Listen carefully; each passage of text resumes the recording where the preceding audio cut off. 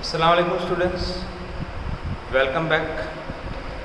Previously in the last video we have discussed about the Peninsula Plateau, and today I am going to discuss about the fourth one, the fourth physiographic division of India, the Great Indian Desert.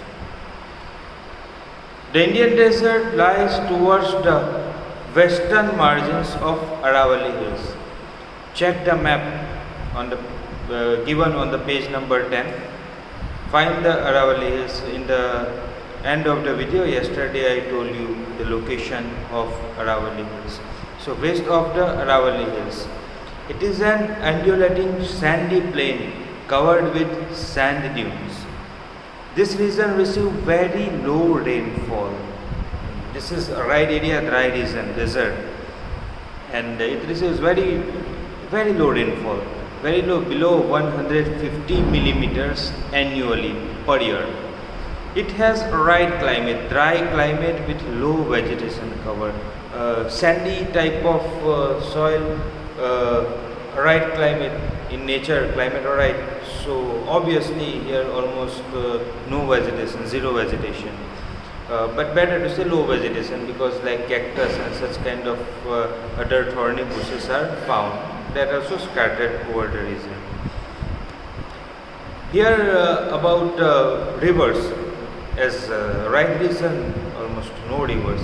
Hence, however, some streams appear during the rainy season. Streams soon after they disappear into the sand, as they do not have enough water to reach the sea. Like the rivers, big rivers, here the stream appears during the monsoon season, and few kilometers they flow, then disappear in the sandy area in desert. Luni is the only large river in the region. Remember this, Luni is the only large river in the Indian desert. Barchans means crescent type of sand dune. Those cover large area, but longitudinal dunes become more prominent near the Indo-Pakistan boundary. Sand dunes are found in the desert area, like Jaisalmer, where people go to visit, tourists go to visit that Barchans, crescent type of sand dunes. So this is about the Great Indian Desert. Here, fifth physiographic division of India, the next one, the coastal plains. Earlier you have seen the northern plains, and now today we are going to talk about the coastal plains. The Peninsula Plateau is flanked by stretch of narrow coastal strips running along the Arabian Sea on the west and the Bay of Bengal on the east. We have seen the Western Ghats and the Eastern Ghats. So between the coast and the Western Ghats, and between the coast and the Eastern Ghats, both sides narrow strip of flat stretch land called the coastal plains. It consists three sections. If we talk about the western side, so western coastal plain consists the three sections. The northern part of the coastal is called Konkan, Mumbai to Goa, that is called Konkan. Central stretch around Karnataka is called Kannad Plain, and the southmost, the Karelian area, Karelian region, the southmost that is referred to as the Malabar coast. Konkan, first Konkan, second Kannad, and the third one Malabar. Now the eastern side, the plains along the Bay of Bengal are wide and level, because here really rivers in the peninsula generally flow from west to east. So eastern side they merge into the Bay of Bengal and form the deltaic region. So the plain along the Bay of Bengal are wide and level. In the northern part it is referred to as northern cycle, while in the southern part known as the Coromandel coast. Large rivers such as Mahanadi, Krishna, Kaveri, Godavari, they have formed extensive delta on this coast. Lake Chilika, well known. Lake Chilika is the important feature along the eastern coast. Lake Chilika is the largest saltwater lake in India. It is actually a lagoon type of lake. It lies in the state of Odisha, south of the Mahanadi Delta. So this is all about the coastal plain, and next we are going to discuss about the islands.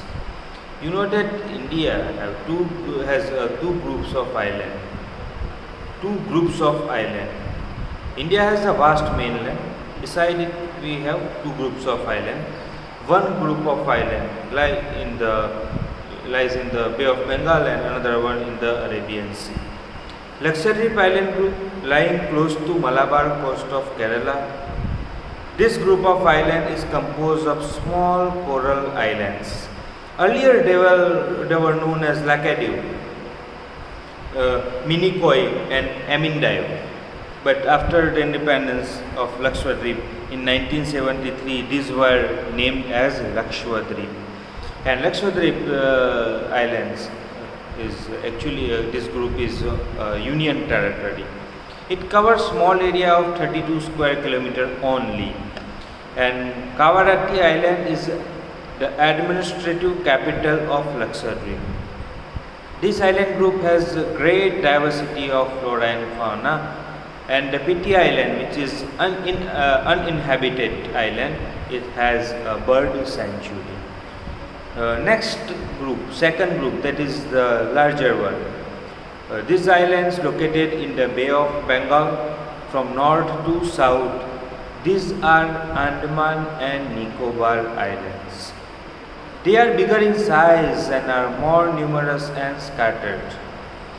The entire group of islands is divided into two broad categories, the Andaman in the north and the Nicobar in the south. It is believed that these islands are elevated portion of submarine mountains. Lakshadweep, we have seen, those are the coral islands formed because of coral. But these islands, Andaman and Nicobar, are actually of mountains, which are submarine mountains. These island groups are of strategic importance for the country. There is a great diversity of flora and fauna in Andaman and Nicobar Islands, as they are located near the tropical region. This island lie close to the equator and experience equatorial climate as thick forest cover.